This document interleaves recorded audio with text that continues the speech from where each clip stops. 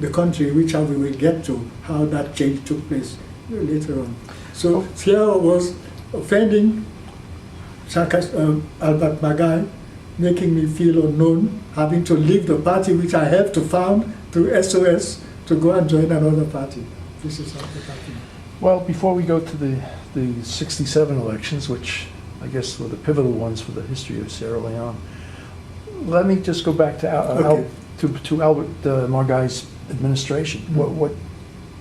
What did he do or what didn't he do as prime minister?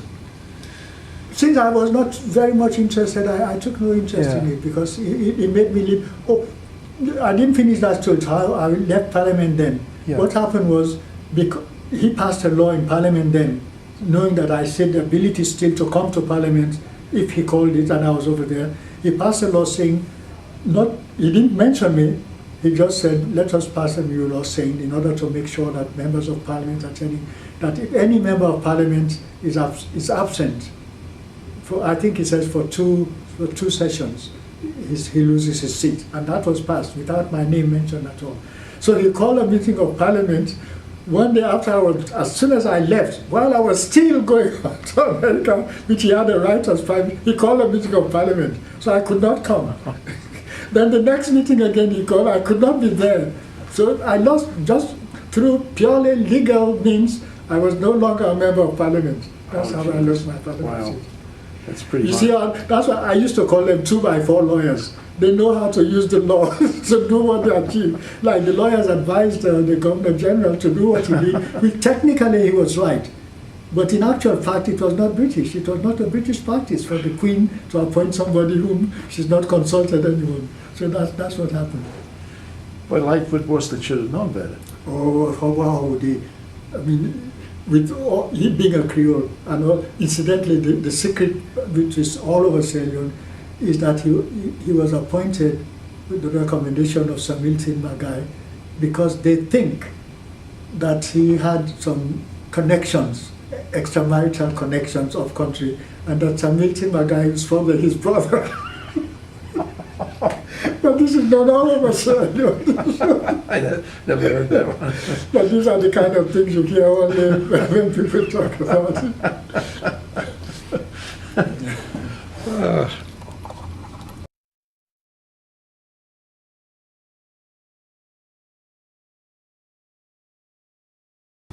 This brings us up to the elections of '67. And what do you remember about that? Well, I have to clear my mind first of all, because you see, I left Sierra Leone for a long time after. Well, I'll summarize it quickly. Shaka Stevens wins the election with the support of the Northerners and the Creoles. Mm-hmm. Once on the stage is a coup. Yeah, we better take it up from there, because unless we take it up from there, we'll miss some very important thing. You see, what happened was, I was at that time when he won the election, I was in Geneva still. I had this 5-year appointment as Assistant Director General of WHO. Then when it came to the end, I was offered another 5 years, as most people in the UN become. But I said, oh no, I think I ought to go home. Beside my British colleague whom I followed, he and I had long conversations, and he said he was of the conviction, which I shared, that the international organizations were not meant to have lifelong careers. This was an opportunity for people from all over the world to have an experience and then go back.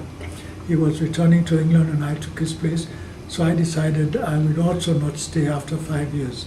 So I wrote to Shaka Stevens, whom incidentally I had helped to get back home, which you ought to know that story too.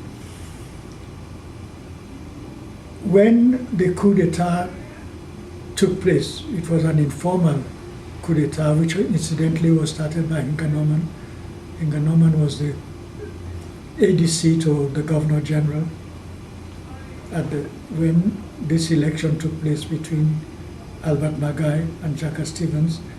And because the chiefs had not voted, they were not supposed to anyway in this case, the Governor General was convinced that Shaka Stevens actually won the election. And he called them to State House to appoint him. the new Prime Minister, because Albert Magai had already made the first step towards becoming a republic. And according to the Constitution, in order to do that, you make a motion in Parliament, Parliament adopts the motion, you adjourn Parliament, call Parliament back, and then if they pass the motion a second time, the action is carried and the country will become a republic. Albert Magai had done the first part and then called Parliament. It was the second calling of Parliament that he did not win the election. And the Governor General called them to give the precinct. While he was talking to them about appointing Shaka Stevens as the new next Prime Minister, the ADC, his ADC, received a message from Albert Magai's brother-in-law, who was the chief of the military, saying, stop the whole thing, arrest them all. It was David Lansana. That was Lansana? Lansana said, declares a state of... So Hinganoma did that. He actually had the impudence to arrest the Governor General who represented the Queen. In other words, he was arresting the Queen and Shaka Stevens and the others. And so Lansana went online and said, we now have, he called it martial law, because he could not pronounce martial law. And then the two of them, Stevens and Magai, were deported. They had to leave the country. They could not stay there. And that's how the coup d'etat took place. And anyway, that means they were both out of the country altogether. Right. And I was, of course, out of the country. It was while Stevens was out of the country that I had the influence, being in the WHO, to help him financially. He was in London with no means of support until he got his support from the communist people, etc. His wife came and I would help her because we were well paid in the United Nations at that rank, and I would help him financially, etc. Then he decided that perhaps he ought to go back home and see what support he could garner amongst his people to reclaim his position. And I said, I wonder what I could do to help you. He said, well, I'll need somebody who has organization skills and who could do things. I said, you know what? The number 2 man in the army at the time, who had also been cast away by the thing, was the military attaché in the embassy here in Washington. He said, I think I have enough influence and enough money that if you want him, I could persuade him to come and join you in Guinea, if you're going to Guinea. And what is more, I will arrange one of my WHO trips to Guinea because I know Sekou Touré, and I will introduce you to Sekou Touré and ask him if he will let you stay in Guinea while you're trying to organize support from your people. Sekou Touré said, fine. He says, as long as it's not in military, I will have nothing to do with a military intervention. I will have nothing to do with arms. If it's done without any kind of arms, if you want to organize your people and have a mass marching to Freetown and take over, you have my support. I introduced him to Sekou Touré, and in my presence, Sekou Touré told him all these things. So I said, now Shaka Stevens, you hear what Sekou Touré says, you are free to do what you want to do. Then my resignation came, and I told him, I said, I want to come back home. That is after he returned home. You know the story, how he went home. As soon as the soldiers in Freetown knew he was coming home, they said, why should we wait and come and do what might be a fight? Let us tell the man that we accept him as a prime minister. So they sent to welcome him back. He came back without any kind of fighting, any kind of arms or anything, and he sat down in his chair. So in that position now, I was communicating with him as a friend. I said, it's time for me to come. Should I come home? He said, oh yes, you are very welcome. You can come home. You know what you've done for me. I owe so much to you. So I came home. What surprised him and what shocked him, and this is a psychological shock, about Shaka Stevens agreeing for me to come back home. Now the way I came back home, again unusual. The man, the Dempster man who was in charge of these iron ore boats, was told by Frank that I was coming. And he then told the owners of the shipping line, look, Dr. Karefa-Smart is going back home to Sierra Leone. Can we help him? So the man said, yes, on the shipping line there's the owner's cabin. And if he can find his way to where the shipping line starts, he can use the owner's cabin with his family. And so we left Geneva, Switzerland to a place called Creek on the eastern side of Italy, where those countries I don't know. Anyway, that's where we went and took the ship. Now we had a wonderful time on the boat coming. The whole owner's cabin was us, and 2 other places. My wife, Rina, the children, and the 2 girls, and our son. But when we got to Freetown now, the big surprise was we did not know that Frank had told the man we were coming, who arranged the thing, and he told everyone that Karefa-Smart is coming back. And when we got to the Deepwater Quay, to our big surprise, the place was full of thousands of people who came to welcome us. We thought it was going to be private. That is what scared Chaka Stevens. He said, yeah, he came, he said he was coming home. He said, I had arranged for these people to come and show him that I had more support than he had, which was completely a fabrication. I did not even know. We were surprised.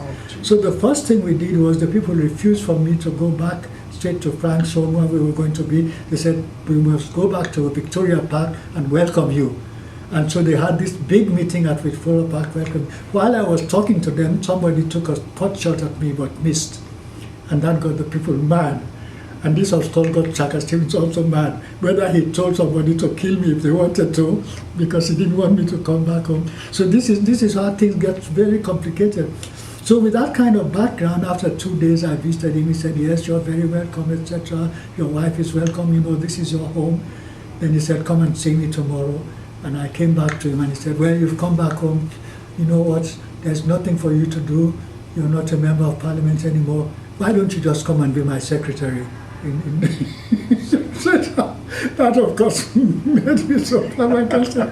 After all I've done for you, I come home and you say I should be your secretary, which is not even a senior position So that was the beginning. So when the other fellows who had taken my place, like one of them we killed, whose daughter has written the book.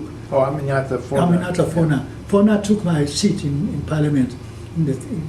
So when Fona and the others said, Doctor, we are ashamed for Chaka Stevens to do this to you, but we'll tell you what, we want to form a new party because he has offended all of us. He lets us do things we don't want to do. Fona told me that Chaka Stevens ordered him one day to order, I forget, some military vehicles from Switzerland, which were going to cost lots of money. And as Minister of Finance, he said, Pastor Stevens, we don't have that kind of money. He said, go ahead anyway. He said, well, I'm Minister of Finance, I will not take that responsibility, so I will not. So Stephen said, okay, from now on, don't count on me anymore, although you are one of my ministers. So that's why they decided to form a party. When they heard of what happened between Stevens and me, they said, we just want a leader. We don't have a leader yet. So if you join us, I said, please wait. Elections are coming. Wait until elections come. He said, no, we cannot wait because we know Stevens. He and, Ibrahim somebody. He said, before that time comes, he might get rid of us. So we are not waiting, let's form a party. So I said, okay, if you agree, let's form a party. In the process of forming this party, his lieutenant, who did terrible thing, they call him Abba Satani. He was from Potloko district. He organized thugs who would catch anyone whom they thought was going up country and would beat him up. And then they blamed us. They said this was this new party which started this business of beating people on the way to off country. So we will retaliate on them. So while we were having this meeting one day, I was sitting at meals with my family in our house when we were surrounded. And they said, Pa, we come for you. I said, what for? I said, the president said we should come because he'd become a president. You see, when he came,